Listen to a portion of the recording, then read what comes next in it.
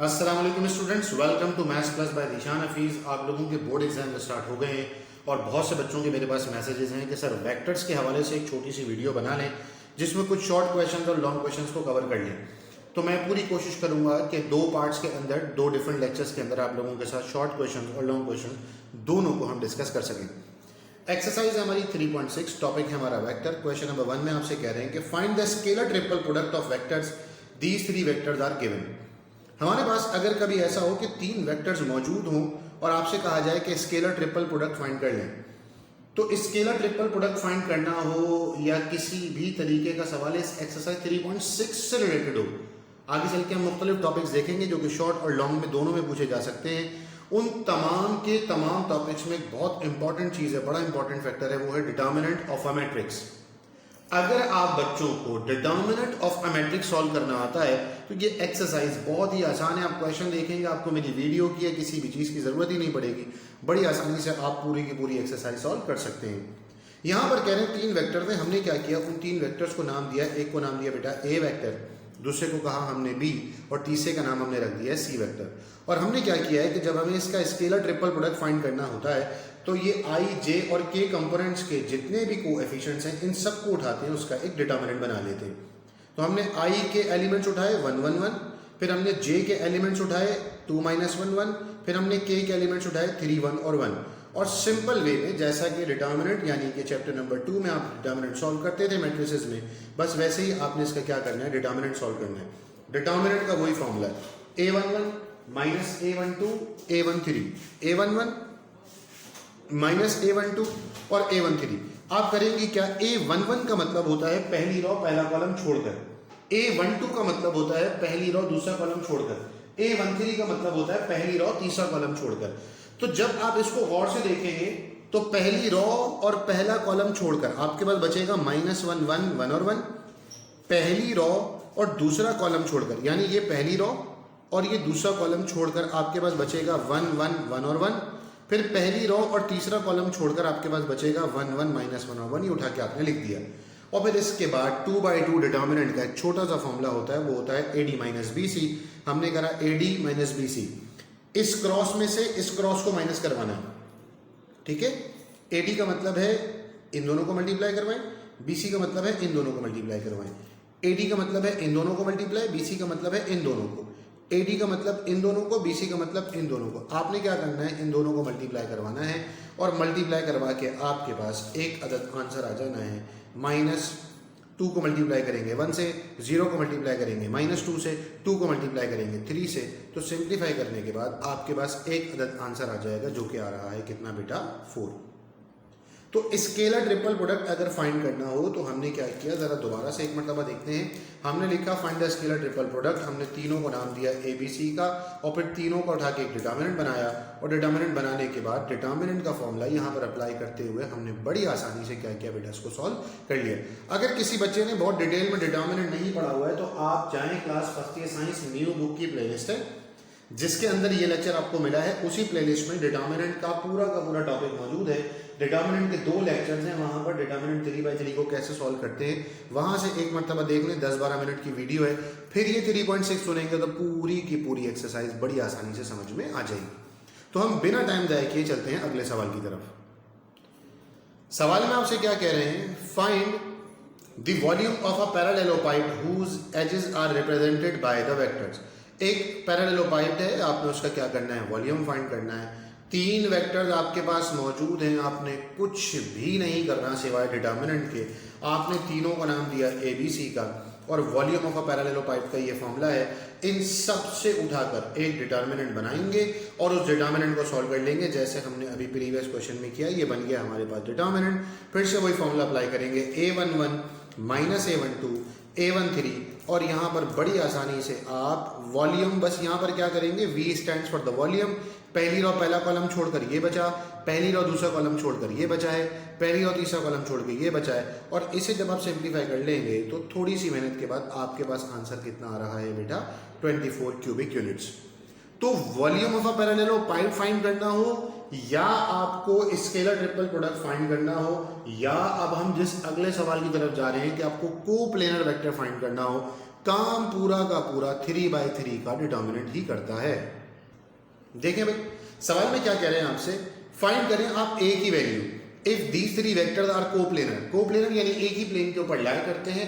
अगर 3 वेक्टर्स या 3 से ज्यादा वेक्टर्स, जितने भी वेक्टर हों, अगर वो आपस में कोप्लेनर है, तो वेक्टर्स के कोप्लेनर होने की एक ही शर्त है कि उनका ये जो डिटर्मिनेंट है, क्या है मेरे बच्चे, फिर से वो रिपीट हो गया, उनका जो डिटर्मिनेंट है वो किसके बराबर होना चाहिए, 0 के बराबर। तो हमने क्या किया, यहां से उठाया 1, यहां से उठाया a, यहां से उठाया 3 और उठाकर यहां पर क्या किया बेटा, इसके अंदर पुट कर दिया। फिर हमने यहां से उठाया 1 -1 -2, ये रहा 1 -1 और -2। फिर यहां से लिखा हमने 2 1 और -1, ये रहा 2 1 और -1। और फिर से वही फॉर्मूला अप्लाई करना है हमने, a11 -a12 और a13। मैं यहाँ लिख भी देता हूँ दोबारा से, a11 -a12 और हमारे पास क्या है, a13। पहली रो पहला कॉलम छोड़कर बचेगा हमारे पास -1 1 -2 -1। फिर लिखेंगे हम माइनस का साइन चेंज करके लिखेंगे, पहली रो दूसरा कॉलम छोड़ के बचेगा a3 1 -1, फिर बचेगा a3 -1 और -2। इन सब पे वही फॉर्मूला लगाना है AD - BC का। ये AD होता है बेटा, ये BC होता है, ये AD होता है, ये BC होता है, ये AD होता है, ये क्या होता है, BC। जब हम इसको सिंप्लीफाई करेंगे तो AD - BC के फॉर्मूले से हमारे पास जो कंडीशन बन जाएगी वो हो जाएगा 1, ये हो जाएगा 1 + 2 -1 -a -3 +2 माइनस का 2a, इसको जब मल्टीप्लाई करेंगे तो हो जाएगा माइनस का 2a प्लस का 3। सिंप्लीफाई करने पर यहाँ से आपके पास a की वैल्यू कितनी निकल आएगी, 4। जरा देख लेते, 1 को 3 से मल्टीप्लाई करवाया, 3 आया, minus minus plus a minus minus plus 3 plus minus -4a plus plus 6, a में -4a किया तो -3a बचा, सारे नंबर्स को सॉल्व किया तो बचा 12, ये प्लस का 12 वहां पर लेकर गए तो हो गया माइनस का 12, और ये वाला जो माइनस का 12 है इसको माइनस के 3 से हमने क्या किया, डिवाइड करवाया, या डायरेक्टली भी हम लिख सकते हैं 3 1 दार एंड 3 4 दार। तो हमारे पास a की वैल्यू कितनी आ गई बेटा, 4। अब आपसे पेपर में पूछा जा सकता है कि भाई कोप्लेनर वेक्टर है तो a की वैल्यू फाइंड करो, b की वैल्यू फाइंड करो, c की वैल्यू फाइंड करो। ऐसा भी हो सकता है 3 वेक्टर हैं और कहें भाई प्रूफ करके दिखाओ ये कोप्लेनर हैं, तो आपने क्या करना है, डिटर्मिनेंट सॉल्व करना है। क्या करना है बेटा, ये वाला डिटर्मिनेंट सॉल्व करना है। अगर डिटर्मिनेंट 0 आ गया तो कोप्लेनर है, अगर डिटर्मिनेंट 0 नहीं आया तो कोप्लेनर नहीं है। ये पूरी एक्सरसाइज हो गई, सिवाय एक एरिया ऑफ द टेट्राहेड्रॉन, जो कि आपका लॉन्ग में पूछे जाने वाला सबसे ज्यादा एक्सपेक्टेड सवाल है, जिसको हम लॉन्ग सवालों की वीडियोस में इंशाल्लाह हम कवर करेंगे। अभी हम इस पहले पार्ट में लेक्चर में हम कवर करने की कोशिश कर रहे हैं वो तमाम सवाल जो कि शॉर्ट क्वेश्चन आंसर्स के एतबार से इंपॉर्टेंट हैं। Moving towards the next question, exercise है हमारे पास 3.4 और उसका एक बड़ा इंपॉर्टेंट सा क्वेश्चन है। क्वेश्चन यहाँ पे लिखा हुआ मौजूद नहीं है, आप बुक में से क्वेश्चन वहां से देख सकेंगे। मैं सवाल को ज़बानी तौर पे समझाने की कोशिश करता हूँ। कह रहे हैं एक फोर्स है हमारे पास 3i + 4j + 5 के, ये हमारे पास एक अदद क्या है बेटा, फोर्स है हमारे पास, और इस फोर्स की मदद से, यानी मिसाल के तौर पर मान लेते हैं भाई ये मेरे पास जो है वो सपोज कर लेते हैं ये एक चार्जर है मोबाइल का, ठीक है, ये हमारे पास क्या है, मोबाइल का एक चार्जर है, ये एक पॉइंट पे यहाँ पर रखा हुआ है, यहाँ पर मौजूद है। मैंने क्या किया, इसके ऊपर अपने इस हाथ की फोर्स को लगाया और इस फोर्स को लगाकर मैंने इसे एक पॉइंट से दूसरे पॉइंट पर क्या करवाया बेटा, मूव करवाया। इसे मैंने एक पॉइंट से दूसरी जगह पर क्या करवाया, मूव। तो ये डिस्प्लेसमेंट हुई हमारे पास, वर्क डन हुआ, काम हो गया। एक पॉइंट से दूसरे पॉइंट पर लेके चले गए तो हमारे पास कोई डिस्प्लेसमेंट हो गई। वो जो डिस्प्लेसमेंट के लिए 2 इंटरनल पॉइंट्स हैं बेटा, वो ये हमारे पास मौजूद हैं। एक हमारे पास RA है और एक हमारे पास पॉइंट है RB। आपकी बुक में ऐसे नाम लिखे हुए RA और RB, मैं अपनी मर्जी से इस नाम को चेंज नहीं कर रहा। तो होता क्या है, जो वर्क डन का फॉर्मूला होता है ना बेटा, वर्क डन का फॉर्मूला होता है फोर्स इनटू डिस्प्लेसमेंट। वर्क का फॉर्मूला होता है हमारे पास फोर्स इनटू डिस्प्लेसमेंट, या ऐसा भी कह सकते हैं जो वर्क है उसका फॉर्मूला होता है हमारे पास फोर्स इनटू R की फॉर्म में। क्योंकि सवाल R की फॉर्म में दिया हुआ है तो हम भी इसको R की फॉर्म में लेकर आते हैं। तो फोर्स एक ही गिवन है, लिहाजा फोर्स की जगह पर तो एज इट इज तमाम की तमाम वैल्यूज को पुट कर देंगे। जब हम इसके डिस्प्लेसमेंट की वैल्यू को फाइंड करना चाहेंगे, यानी अगर हमें डिस्प्लेसमेंट की वैल्यू चाहिए, हम एक पॉइंट से लेकर दूसरे पॉइंट तक जो मूवमेंट हुई है हम उसकी वैल्यू को फाइंड करना चाहते हैं, तो हम करेंगे क्या बेटा, हमेशा सेकंड पॉइंट में से पहले पॉइंट को क्या करवा देंगे, माइनस करवा देंगे। तो i के कंपोनेंट से i का कंपोनेंट माइनस होता है, जे के कंपोनेंट से जे का कंपोनेंट, के कंपोनेंट से के का कंपोनेंट माइनस होता है, तो हमारे पास टोटल यहाँ पर आर की वैल्यू क्या आ गई 5i minus 2j minus 3k। हमने क्या किया, सिंपली वर्क का फॉर्मूला लिखा कि वर्क बराबर होता है फोर्स इनटू डिस्प्लेसमेंट के, और फिर हमने वर्क की जगह पर वर्क की वैल्यू लिखी W, ठीक है, और F की जगह पर हमने F की वैल्यू लिखी जो कि हमारे पास सवाल के अंदर मौजूद थी, ये वाली वैल्यू जो कि F की मौजूद थी, हमने वो पुट की, और फिर R जो हमने यहाँ से फाइंड किया उस R को उठाकर यहाँ बराबर में क्या किया बेटा, पुट कर दिया। तो I का कंपोनेंट I से मल्टीप्लाई होगा, I multiplied by I is 1, but I multiply by J and J multiply by K and I multiply by K, all these components are 0। Same component multiply होंगे तो 1 बनता है, बाकी सारे क्या हो जाते हैं 0। तो 3 5 are 15, I और I 1 हो गए, 4 2 are 8, J और J 1, 5 3 are 15 और K और K क्या हो गए बेटा 1। तो हमने लिखा 15 1 are 15, 8 1 are 8, 15 1 are 15, 15 से 15 कैंसिल हुआ तो हमारे पास आंसर आ रहा है माइनस का 8। लेकिन हम ये जानते हैं कि फॉरवर्ड डायरेक्शन में हो या बैकवर्ड डायरेक्शन में हो, वर्क डन कभी नेगेटिव नहीं होता, तो लिहाजा हमने लिखा work can never be negative. Work की वैल्यू आ गई हमारे पास 8 यूनिट्स। उसके बाद आप यहां पर देखेंगे तो क्वेश्चन नंबर 10 या 11 बिल्कुल एक्सरसाइज का आखिरी क्वेश्चन है। इस वक्त बुक मेरे पास अवेलेबल नहीं है, वरना मैं वर्ड टू वर्ड आपको सवाल पढ़ के भी सुनाता, दिखाता भी। मैं ज़बानी आपको बताता हूँ, ये सवाल ज़बानी तौर पर वर्किंग प्रोसेस में मुझे याद है, आप लोगों को भी प्रैक्टिस कर करके याद हो गए होंगे कि एक फोर्स दी हुई है 40 न्यूटन की। फिजिक्स के न्यूमेरिकल की तरह यहाँ पर एक सवाल है कि एक फोर्स दी हुई है 40 न्यूटन की, और हमारे पास आर जो है, यानी जो भी अभी हमने पीछे आर फाइंड किया है, एक पोजीशन से दूसरे पोजीशन पर 0.3 वैल्यू है, एंगल दिया हुआ है हमारे पास 110। अब मोमेंट पोजीशन फाइंड करनी है। क्या फाइंड करनी है बेटा? मोमेंट पोजीशन फाइंड करनी है। मोमेंट पोजीशन का फॉर्मूला होता है R into F multiplied by sine का थीटा। तो आर की जगह पर आपने यहाँ पे लिखा 0.3, आपने एफ की जगह पे लिखा 40, साइन थीटा का मतलब आपने लिखा साइन 110, और आपने 0.3 को एज इट इज छोड़ा, 40 को एज इट इज छोड़ा। ये जो साइन 10 है, ये साइन 10 की वैल्यू होती है 0.9396। इन तीनों के तीनों को जब मल्टीप्लाई करवाया तो आपके पास मोमेंट पोजीशन की वैल्यू आ गई 11.27। अब इसके अलावा हमारे पास शॉर्ट में 2 से 3 चीजें और बचती हैं, वो हम नेक्स्ट वीडियो में डिस्कस करेंगे। वो चीजें क्या हैं वो जरा समझें। एक बड़ा ही इंपॉर्टेंट लॉ है जो मुख्तलिफ कॉलेजेस के पेपर्स में आया है, hexagon law of the vector addition. यानी वेक्टर्स में जब हम एडिशन करवाते हैं तो उसका हेक्सागन लॉ प्रूफ करके दिखाएं, पहला। फिर उसमें आपकी एक्सरसाइज 3.4 या 3.5 में एक सवाल है, sine square alpha plus sine square beta plus sine square gamma is equals to 2 proof करके दिखाएं। वो हमारे पास एक सवाल है, हमने वो डिस्कस करना है। तो ऐसी छोटी छोटी 1 से 2 चीज़ें और हैं जो कि मोस्ट इंपॉर्टेंट है।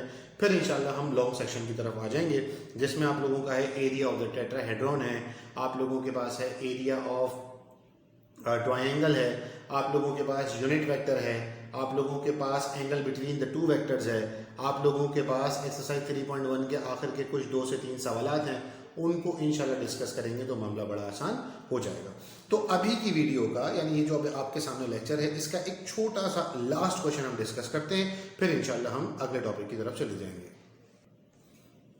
एक्सरसाइज है 3.1, क्वेश्चन नंबर है 13। मे बी पॉसिबल, लॉन्ग में पूछ लिया जाए, पेपर में आ चुका है पिछले साल लॉन्ग में, इम्प्रूवमेंट के पेपर में पूछा जा सकता था, सप्लीमेंट्री के पेपर में पूछा जा सकता था। बड़ी उम्मीद थी कि ये पेपर में पूछा जाएगा, लेकिन इस साल 2024 में जो सप्लीमेंट्री का इम्प्रूवमेंट का पेपर हुआ उसमें इस एक्सरसाइज का क्वेश्चन नंबर 15 पूछा गया। तो अब ज्यादातर उम्मीदवार हो गए क्वेश्चन नंबर 13 और 14। ये 13 आपके सामने मौजूद है। कह रहे हैं ये एक 4 पोजीशन वेक्टर्स हैं, 1 2 3 और 4। ये 4 हमारे पास पोजीशन वेक्टर्स हैं। कह रहे हैं प्रूफ करके दिखाएं, ये चारों मिलते हैं तो एक ट्रेपेजॉइड बनाते हैं। क्या बनाते हैं? ट्रेपेजियम। अब ये समझना बहुत जरूरी है, व्हाट इज ट्रेपेजॉइड या व्हाट इज ट्रेपेजियम। ट्रेपेजियम एक ऐसी 4 साइडेड फिगर होती है जिसमें हमारे पास 2 ऑपोजिट साइड्स पैरेलल होती हैं और जो 2 हमारे पास साइड्स हैं वो नॉन पैरेलल होती हैं। यानी अगर हम गौर से देखेंगे तो ये दोनों की दोनों साइड्स आपस में क्या है बेटा? पैरेलल है। ये AB की लाइन और ये वाली जो CD की लाइन है, ये दोनों हमारे पास क्या है बेटा? पैरेलल है, एक जैसी डायरेक्शन है। लेकिन अगर हम AD की बात करते हैं और हम BC की बात करते हैं तो AD से लेकर BC तक ये दोनों लाइन आपस में पैरेलल नहीं है। तो अगर मैं इन चारों पॉइंट्स की मदद से सिर्फ ये चीज प्रूव करवा लूं कि ये दोनों साइड्स पैरेलल हैं और ये दोनों पैरेलल नहीं हैं, तो हमारे पास ऑटोमेटिकली प्रूफ हो जाएगा कि ये जो चार जो पोजीशन वेक्टर्स हैं ये मिलकर क्या बनाते हैं बेटा, एक अदर ट्रेपेजॉइड बनाते हैं। तो सबसे पहले मैंने A से लेकर B तक का पोजीशन वेक्टर फाइंड किया। A से लेकर B तक का पोजीशन वेक्टर, उसका फॉर्मूला होता है B माइनस A। B के पॉइंट में से A के पॉइंट को माइनस करवाया तो मेरे पास एक रिजल्ट आ गया बेटा 4 और 3। अब मैं क्या करना चाहता हूं, मैं ये देख रहा हूं कि ये दोनों पैरेलल हैं, इसका मतलब मुझे CD फाइंड करना पड़ेगा। तो मैंने क्या किया, CD की वैल्यू को लिखा हमने, CD बराबर होता है D माइनस C। जब मैंने D माइनस C किया तो D की जगह पे लिखा 0.3, C की जगह पे लिखा -8.9, और जब इन दोनों को सिंप्लीफाई करवा लिया तो मेरे पास आ गया -8 और -6। मैंने इन दोनों में से -2 को कॉमन लिया तो बचा 4 और 3। अगर आप गौर से देखेंगे तो अभी अभी हमने ऊपर देखा है ये 4 और 3 है AB की वैल्यू, तो ये आ गया -2AB। यानी जो डायरेक्शन AB की है वही डायरेक्शन किसकी है बेटा, CD की। तो जब AB और CD की डायरेक्शन सेम है तो ये बात तो प्रूफ हो गई कि CD और AB आपस में क्या है, पैरेलल है। ये आधा काम हो गया हमारा। हमने दो चीजें प्रूफ करवानी है। पहली चीज क्या प्रूफ करवानी है कि ये AB और CD पैरेलल हैं, और दूसरी चीज क्या प्रूफ करनी है, ये वाला AD और ये वाला BC ये पैरेलल नहीं है। तो अब हम क्या करते हैं, AD की वैल्यू को फाइंड करते हैं। A और D, देखो बेटा A का पॉइंट है 1 1, D का पॉइंट है 0 3। तो हमने लिखा AD का फॉर्मूला होता है D माइनस A। D की जगह पे लिखा 0.3, A की जगह पे लिखा 1 1, उसकी वैल्यू आ गई -1 और 2। इसी तरीके से हमने BC फाइंड करना है। B और C का फॉर्मूला होगा C माइनस B। जब हमने B और C का फॉर्मूला अप्लाई कर लिया तो C की जगह पे लिखा है 8 और 9, B की जगह पे लिखा है 5 और 4, तो यहां से सिंप्लीफाई करने पर आ गया 3 और 5। तो आप मुझे बताएं क्या दोनों की डायरेक्शन सेम है? जैसे इन दोनों के अंदर देखिए बेटा, यहाँ जो 4 3 आया था वही 4 3 यहाँ पर आ गया था, इसकी डायरेक्शन सेम हो गई थी। लेकिन क्या ये जो नीचे वाला पोर्शन है AD और BC का, क्या इसके अंदर डायरेक्शन सेम है? आप कहेंगे नहीं। अगर डायरेक्शन सेम नहीं है तो इसका सिंपल सा मतलब है कि ये दोनों आपस में पैरेलल नहीं है। तो हमने लिखा AD और BC पैरेलल नहीं है, जबकि CD और AB आपस में पैरेलल हैं। तो CD और AB पैरेलल हैं, AD और BC पैरेलल नहीं है। ट्रेपेजॉइड की यही तो डेफिनेशन है कि दो साइड्स पैरेलल होंगी, दो साइड नॉन पैरेलल होंगी। तो हमने लिख दिया है ABCD इज अ ट्रेपेजियम, और हमारा सवाल क्या हो गया, प्रूफ हो गया। यहाँ पर इंशाअल्लाह अगले एक छोटी सी वीडियो में आप लोग देख सकेंगे hexagon law of vector addition, और उसके बाद इंशाअल्लाह हम आगे की तरफ बढ़ जाएंगे जिसमें हमारे पास कुछ लॉन्ग क्वेश्चन आंसर्स होंगे। जिंदगी रही और अल्लाह ने चाहा तो इंशाअल्लाह आप लोगों से मेरी एक और वीडियो लेक्चर के जरिए मुलाकात होगी। टिल देन अपना और अपने घर वालों का बहुत ज़्यादा ख्याल रखना है। रेगुलर बेसिस पे प्रैक्टिस करते रहनी है। एग्जाम्स चल रहे हैं, बिल्कुल भी वक्त ज़ाया नहीं करना, भरपूर प्रैक्टिस करनी है। मुझे और मेरे घर वालों को अपनी खास दुआ में याद रखना है बेटा। अल्लाह हाफिज़ व नासिर।